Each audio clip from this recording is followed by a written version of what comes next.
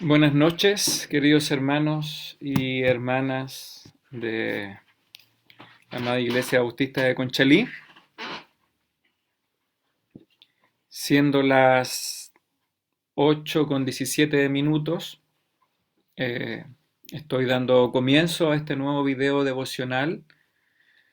Como lo anuncié ahí hace unos minutos, en preparación para recibir esta fiesta importante y bíblica para el mundo cristiano, para la iglesia cristiana. La idea es poder estar subiendo cada día de estas 2 o casi 3 semanas, poder estar subiendo este video devocional o este tiempo devocional en preparación para poder recibir la Pascua de Resurrección, con todo lo que esto significa en cuanto a la celebración, a la conmemoración, etcétera. ¿Ya? La idea es poder grabar este video todos los días, aproximadamente a esta hora, en lo posible entre las 8 y las 8:15, eh, porque tiene varias ventajas, ¿ya? Si hago un video desde cualquier hora del día acá en mi computador o desde el celular, generalmente estos videos quedan muy pesados, con varios gigas de peso, y después tengo que subirlo a la página de Facebook y a veces tiene ciertas complicaciones para poder subirlo, ¿ya?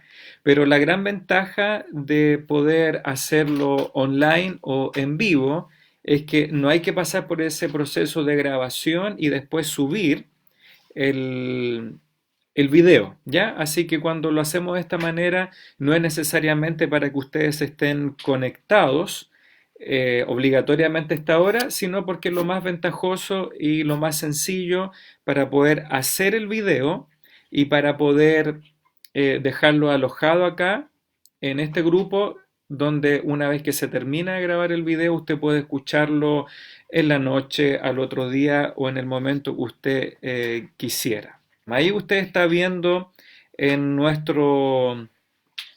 en la pantalla, está viendo ahí el mensaje o el título de introducción, que dice La víctima de la Pascua, Éxodo capítulo 12. ¿Ya? Hace algunas semanas, cuando me tocó enseñar los días jueves durante el mes de marzo, antes que lo comenzara a hacer nuestro hermano Cristian Vega, estuve enseñando sobre algunos eventos en el libro de Éxodo, ya este tiempo épico, histórico, sobre la salida del pueblo de Israel desde la esclavitud de Egipto, ¿ya? Y el último tema que estuve presentándoles a ustedes los días jueves era sobre el relato de Éxodo capítulo 12, esta última plaga, este último juicio de Dios sobre Egipto, y que comienza esta serie termina esta serie de plagas o de juicios de Dios sobre la nación de Egipto con esta muerte de los primogénitos, ¿ya? Así que hoy día el título de este devocional es La víctima de la Pascua, que se encuentra ya en Éxodo capítulo 12. No voy a proyectar los versículos, así que le voy a rogar que usted esté con la Biblia en su mano, si puede abrir su Biblia ya en el libro de Éxodo, que es el segundo libro del Antiguo Testamento. Éxodo capítulo 11. Éxodo capítulo 11. Dice así la palabra de Dios en estos últimos versículos, Éxodo capítulo 11, versículos 4 al 7. Éxodo capítulo 11, versículos 4 al 7. Dice así el autor: Dijo pues Moisés, Jehová ha dicho así: a la medianoche yo saldré por en medio de Egipto, y morirá todo primogénito en tierra de Egipto, desde el primogénito o el hijo mayor de Faraón, que se sienta en su trono, hasta el primogénito de la sierva que está tras el molino y todo primogénito de las bestias. Y en consecuencia de esto, dice verso 6, habrá gran clamor o grito o llanto por toda la tierra de Egipto, cual nunca hubo ni jamás habrá. Pero contra todos los hijos de Israel, desde el hombre hasta la bestia, ni un perro moverá su lengua, para que sepáis que Jehová, que Dios hace diferencia entre los egipcios y los israelitas. Ya aquí está a punto de comenzar el último juicio de Dios sobre la rebeldía del pueblo de Egipto. Bien, si usted mira ahí en su pantalla, usted recordará que muchos años, unos 400 años antes de lo que estamos viendo aquí en Éxodo capítulo 11, el pueblo de Israel o la familia de Israel, la familia de Jacob, llegó a Egipto o descendió a Egipto. ¿Y cómo llegaron ellos a Egipto? Bueno, usted recordará la historia de los hijos de Jacob, de Israel, de la envidia que ellos tenían hacia el preferido o favorito del papá, que era José. Y usted conocerá la historia como ellos toman a José, intentan matarlo primeramente, después lo venden. Y José llega a Egipto primero como un siervo, como un esclavo, posteriormente sirve ahí en la casa de Potifar, después él es introducido en la cárcel por un par de años y finalmente José, como nos dice la historia allá al final de Génesis, termina convirtiéndose en un gran líder y administrador sobre toda la tierra de Egipto. Así, de esta manera, José se instala en Egipto y él, por medio de varias circunstancias que ocurren ahí, finalmente llegan sus hermanos, su padre Jacob, y se instalan a vivir, a trabajar allá en la tierra de Egipto. ¿Qué es lo que sucede? Que después de 400 años, la familia de Jacob, sus hijos, sus 12 hijos y posteriormente su descendencia se multiplican en gran manera y así llegamos al libro de Éxodo cuando la familia de Jacob y de Israel ya no son 70 individuos, sino que son probablemente millones de personas, de judíos.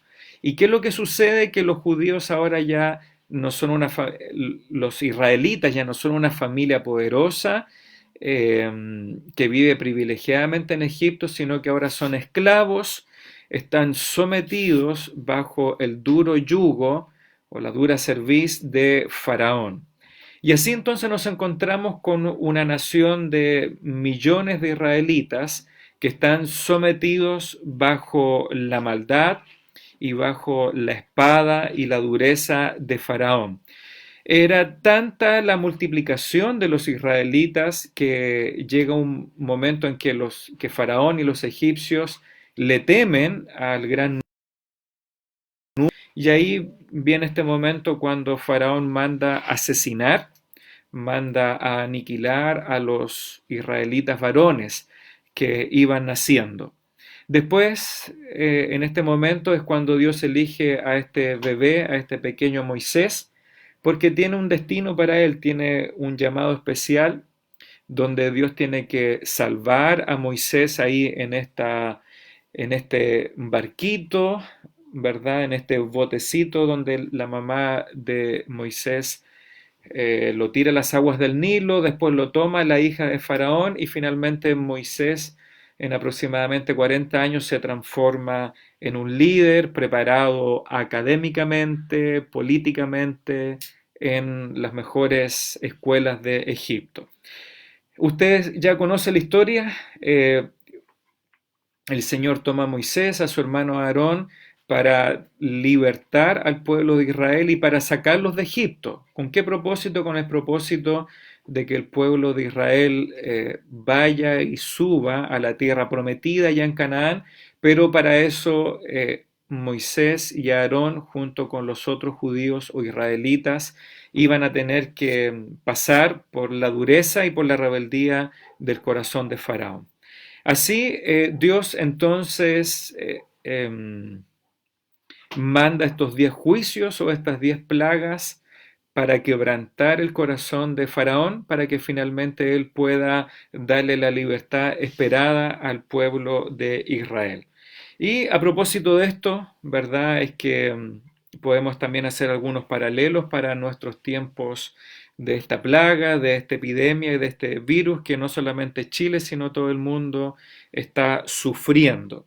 Ya el otro día justamente un hermano en todos los comentarios que surgieron a raíz de nuestros cultos en los hogares, ahí hay algo muy interesante en esta plaga de las tinieblas, que me parece que es la penúltima plaga o juicio de Dios sobre Egipto, que es donde se extienden las tinieblas sobrenaturales, una oscuridad total sobre toda la tierra de Egipto. Todos estaban en penumbras, tanto en el exterior como en el interior de las casas, pero milagrosamente solamente unos hogares tenían luz. Y estos hogares eran los hogares y las casas de los judíos, de los israelitas. Dice ahí Éxodo capítulo 10, verso 23. 22 y 23, Éxodo 10, 22, 23, dice, y extendió Moisés su mano hacia el cielo, y hubo densas tinieblas, oscuridad sobre toda la tierra de Egipto, por 3 días, y ninguno vio a su prójimo, ni nadie se levantó de su lugar en 3 días, mas todos los hijos de Israel tenían luz en sus habitaciones. Y ese es el propósito nuestro, que durante todo este tiempo, cada hogar, cada familia de esta iglesia bautista de Conchalí, a pesar de las tinieblas, de lo sombrío que está afuera de nuestros hogares con esta epidemia, con la enfermedad, con el temor, con el pánico, con las falsas noticias que son compartidas constantemente, la idea es que nosotros, al igual que estos israelitas, seamos los que podemos tener luz dentro de nuestras habitaciones, dentro de nuestros hogares. Y esta luz no es nuestra luz propia, sino que es la luz de la palabra de Dios. Y por eso el propósito es que cada día, alrededor de esta hora, ya sea a las 8, 8 y cuarto, podamos estar teniendo la luz de la palabra, la luz de la escritura en nuestros hogares donde todo es tinieblas, de incredulidad, de escepticismo, de temor, de terror, nosotros podamos tener la luz de la palabra de Dios acá en nuestros hogares y habitaciones. Ahí estamos viendo algunas imágenes que no mostré mientras daba mi relato, ¿verdad? Cuando Dios llama a Moisés desde la zarza ardiente porque los judíos estaban en esclavitud y Dios lo llama para liberarlos, ¿cierto? Aquí estamos viendo una imagen de una de estas plagas o juicios de Dios sobre la tierra de Egipto. Pero finalmente, como dijimos, hay una última plaga y un último juicio, que es lo que se explica acá, lo que se anuncia en Éxodo capítulo 12, que es la Pascua. Y dice así Éxodo capítulo 12, versículo 1 hacia adelante. Éxodo 12, versículo 1 hacia adelante, mientras usted mira esta imagen ahí en la pantalla. Dice, habló Jehová a Moisés y a Aarón en la tierra de Egipto diciendo, este mes os será el principio de los meses o el principio del calendario para los israelitas. Para ustedes será este el primero en los meses del año. Versículo 3, hablada a toda la congregación de Israel diciendo, en el 10 de este mes tómese cada uno un cordero según la familia de los padres, un cordero por familia. Mas si la familia fuere tan pequeña que no baste para comer el cordero, entonces él y su vecino, los varones esto, inmediato a su casa tomarán un cordero, según el número de las personas, conforme al comer de cada hombre.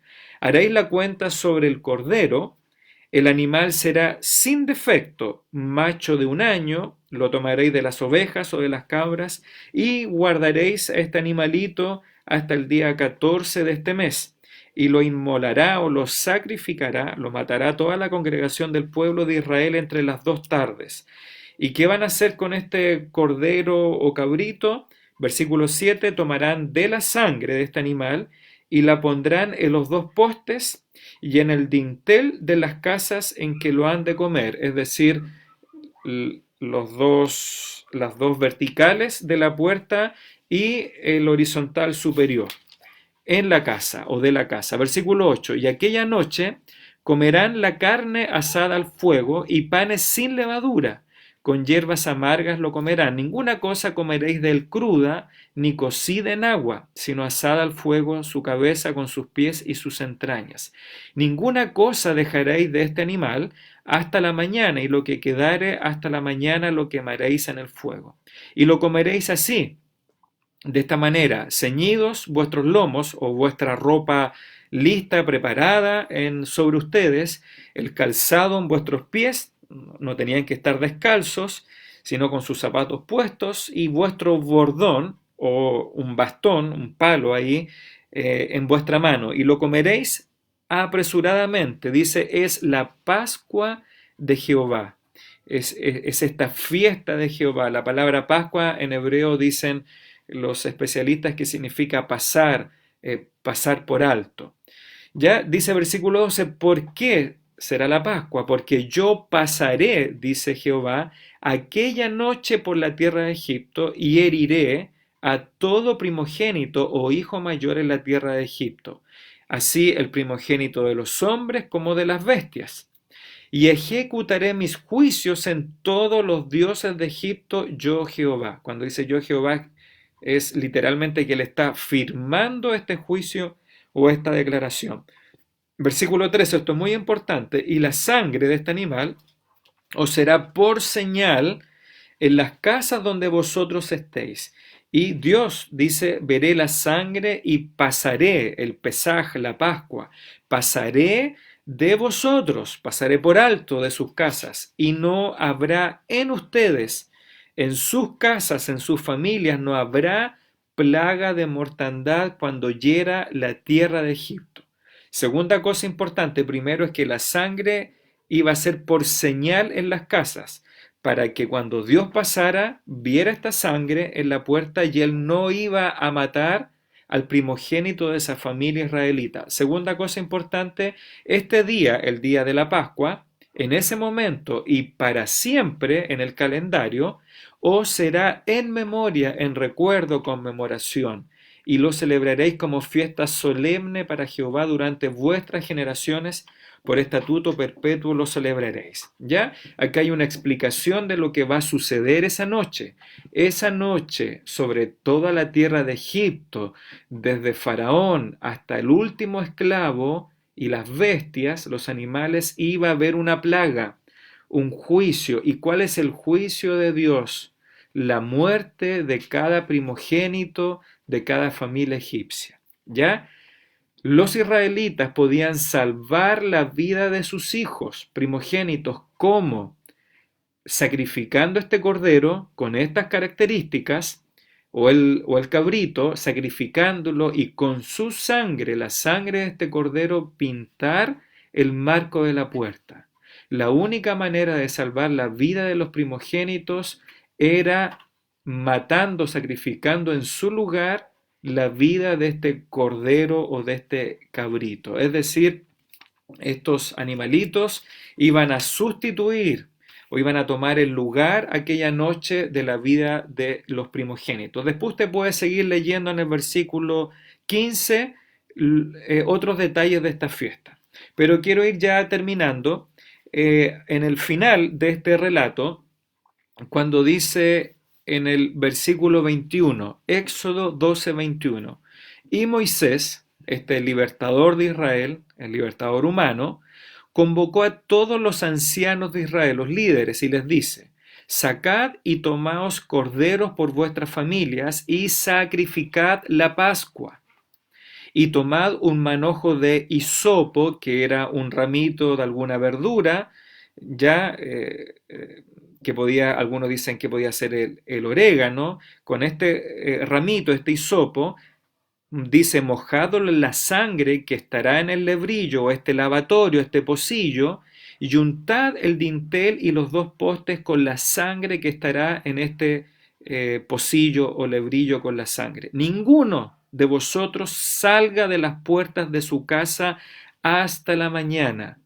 Se da cuenta que hay momentos en la historia del pueblo de Dios que hay que estar en las casas, ¿ya?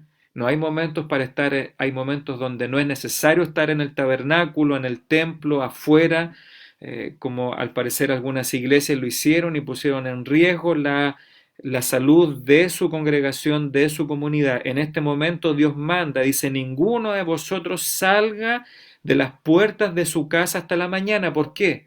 Porque afuera iba a estar el juicio de Dios. 23. ¿Por qué? Porque Jehová pasará hiriendo a los egipcios, y cuando vea la sangre en el dintel y en los dos postes, Jehová pasará aquella puerta y no dejará entrar al heridor en vuestras casas para herir. 26, versículo 26. Debía surgir una pregunta de los hijos esa noche y cada Pascua, después de cada año que se iba a celebrar. ¿Y cuál es la pregunta? Dice, cuando os dijeren vuestros hijos, ¿qué es este rito vuestro? Los niños, durante cada Pascua, que era una vez al año en la vida de los israelitas y de los judíos, los niños debían hacer esta pregunta: papá, ¿qué es este rito? ¿Qué es esta fiesta que tú estás haciendo? ¿Qué significa esto de matar un cordero, de sacrificarlo, derramar su sangre, pintar, comer estas verduras amargas, el pan sin levadura? Papá, ¿qué es esto? ¿Y cuál es la respuesta de los padres a las preguntas de sus hijos? Porque era una fiesta familiar. Versículo 27 de Éxodo 12. Y vosotros responderéis, padres, es la víctima de la Pascua de Jehová, el cual pasó por encima de las casas de los hijos de Israel en Egipto, cuando hirió a los egipcios y libró vuestras casas. Entonces el pueblo se inclinó y adoró. Hermanos y hermanas de nuestra iglesia que están escuchando, vamos a seguir explicando esto durante todas estas semanas en preparación a nuestra Pascua de Resurrección. Así que no pretendo explicar todo en esta noche. Cada uno de estos días, si Dios lo permite, si nos falla la luz, la conexión de internet, si estamos todavía con salud y vida, voy a transmitir todos los días un devocional en preparación para que como padres le podamos responder a nuestros hijos cuando ellos nos pregunten el viernes de Pascua, el sábado de Pascua, el domingo, cuando nuestros hijos nos pregunten, papá, ¿qué es esto que celebramos en la iglesia? ¿En qué consiste la cena? ¿En qué consiste la Pascua, la resurrección? Que nosotros podamos dar una respuesta muy semejante a los israelitas. ¿Por qué celebramos esto? Porque recordamos a la víctima de la Pascua de Jehová. Y esa víctima es la que fue anunciada constantemente en la ley de Dios, en la ley de Moisés, como usted ve ahí en la pantalla, con todo lo que iba a significar el sistema levítico, sacerdotal, el sacrificio constante de estas víctimas, corderos, becerros, palominos, etcétera, como lo anunciaron también los profetas en cada una de sus profecías. Profetas mayores y menores, ellos hablaron, anunciaron, profetizaron acerca de una víctima, de un siervo sufriente, como dice Isaías, la víctima de Jehová. Y esa víctima, ese cordero sacrificado en el lugar de nosotros, del primogénito, es la persona de Jesucristo, que la simboliza esta cruz, en ese monte, en esa roca que usted está viendo ahí en la pantalla. Toda esta fiesta, toda nuestra liturgia, todas nuestras celebraciones como iglesia apuntan hacia una persona, y esa persona es la víctima de la Pascua de Jehová. En un par de semanas vamos a celebrar precisamente la muerte, la sepultura y la resurrección de la víctima de la Pascua. Y esa víctima del juicio y de la ira de Dios es precisamente la persona de Jesucristo. Como dijo Juan el Bautista, he aquí el Cordero de Dios que quita el pecado del mundo. La víctima a la cual celebramos es la persona de Cristo.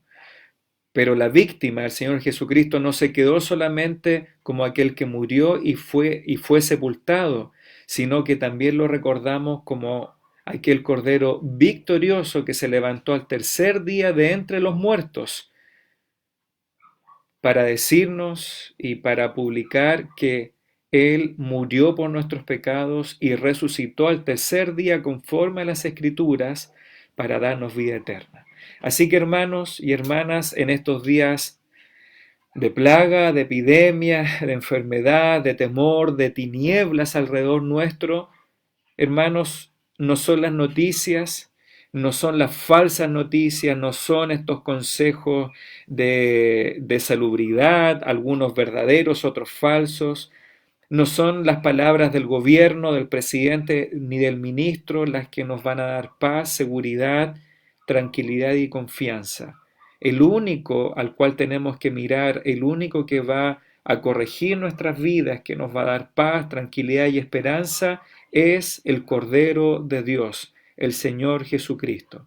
Así que ahora, hermanos y hermanas, durante estas 2 semanas, si Dios lo permite, no vamos a estar mirando al coronavirus ni las informaciones, que usted tiene todo el día para hacer eso.